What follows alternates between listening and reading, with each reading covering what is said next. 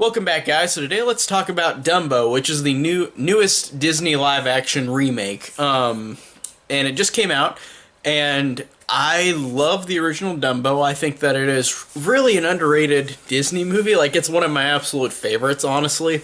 Like, if I had like a top 20, it would be in that top 20 out of like 50 like of the animated canon movies. Like, it would be really high up. And I know you're thinking 20 isn't that high, but it is for Disney, for all the great movies Disney has. And I think it's really underrated, and I think it's a beautiful movie, the original Dumbo, and so entertaining and so fun. And this remake, I was really interested in this one because unlike something like Beauty and the Beast 2017, that live action remake, which is essentially the same movie with added songs and story elements, which I enjoyed and I love still, it was not like it's a movie where you know it's going to be basically the same. And with Dumbo's case, the original Dumbo is only an hour and 3 minutes long, so you're looking at a movie that would not get, like, yeah, they could pad it out, but the original movie is only an hour and 3 minutes, so you have to really think about what you can do, and also what you can do with the race angle, because of the Crow characters, because of Timothy Mouse. And Timothy Mouse isn't a racist character, but Timothy Mouse is Dumbo's kind of vessel to like he speaks for Dumbo. And this one, like the Cinderella 2015 remake, does it to where the animals don't talk, which I thought, with both of those animated versions of those movies, they both have animals that talk, and in the live action versions, I can definitely understand why they didn't go that route with either this one or the Cinderella remake. So they had to, since they did it that direction, they got rid of Timothy Mouse, they got rid of the crows.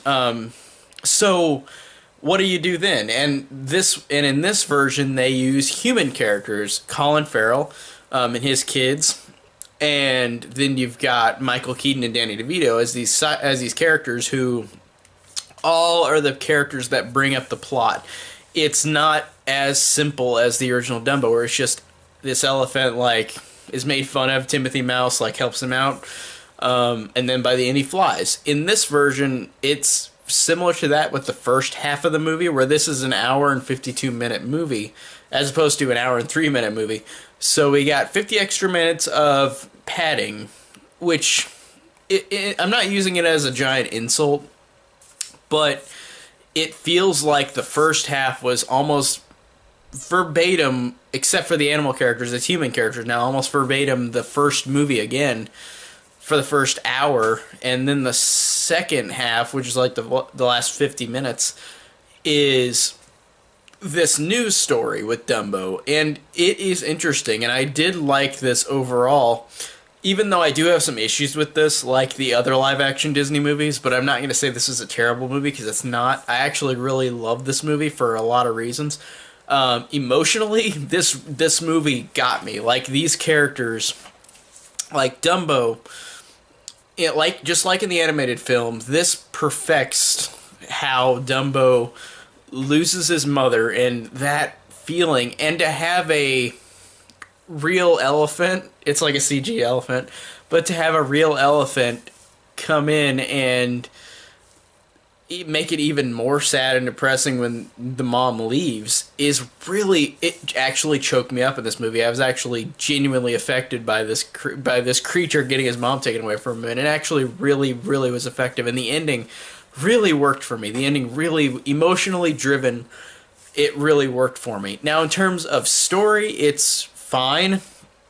Like I said, the first half of the movie is the first movie, and then the second half is kind of like this extended version of the movie, which is fine, but in the ending, I think, is fun, even though it's a different take for Dumbo. Like, it's way more action heavy, but it utilizes the fact that Dumbo can fly, so I do like that.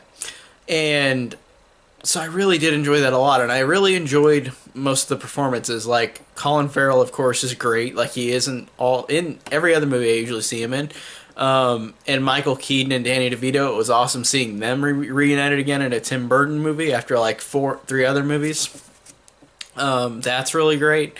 And the kid characters are kind of bland, but I don't know, like it's weird because I read that the girl character, like this was her first movie, and her mom, Thaddy Newton, was working on Solo during this, so like they were two sound stages apart, literally doing like acting. And this girl, like it's her first movie, so I can give her some slack because she does have that kind of blandness.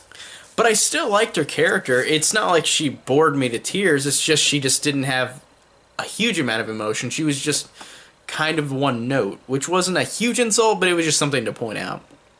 So, and the story in it is fine in the second half because the first half is the first movie.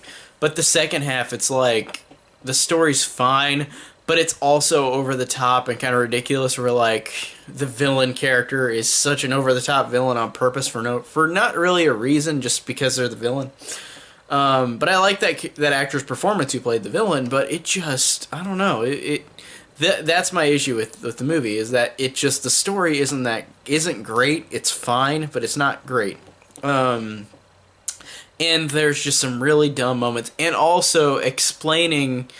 And I know this is a kids movie, but there are moments in the movie where these characters have to say what the audience knows. And I know this is aimed for kids. Some kids, really young age, will not understand immediately. Like when a character says, and we all know, like, oh, it's Dumbo's mom, and then that character says it in the movie. It's like, or like there's a scene where this sign falls down, and then, and I won't ruin the whole thing, but this sign falls down, and this one guy says, "Hey, look, that sign fell down." So, insert spoiler here. I didn't want to like say what it said on the sign, but that moment too, I was just like, why do you have to say that? Like, it's kind of it was a really weird writing thing, and the story and the writing are weird in this movie, and it's from the writer of Transformers 2 and 3. So, honestly, like, I didn't realize that was him until after I saw the movie, but this is better writing than Transformers 2 and 3. Like, this one at least doesn't have, like, robot balls in it, like, inserted into the writing, like, crap like that from the Transformers movies. So, it's weird because this movie has a story that I don't love because the writing isn't that great. But there's so many things emotionally that I love about it. Dumbo, the character, is incredible, just like in the original movie. And these new characters, I really do like a lot of them. Like, a lot. I really like most of them a lot. I think they're all great. Even the kid characters who are just kind of bland, I still really like them. And I liked it was kind of like a big action movie at the end of the movie. It was something I didn't expect, and I liked how it worked that way in the movie. So overall, Dumbo 2019 is, as a movie, it's all right, but emotionally, like, driven. I really love this movie based on emotion.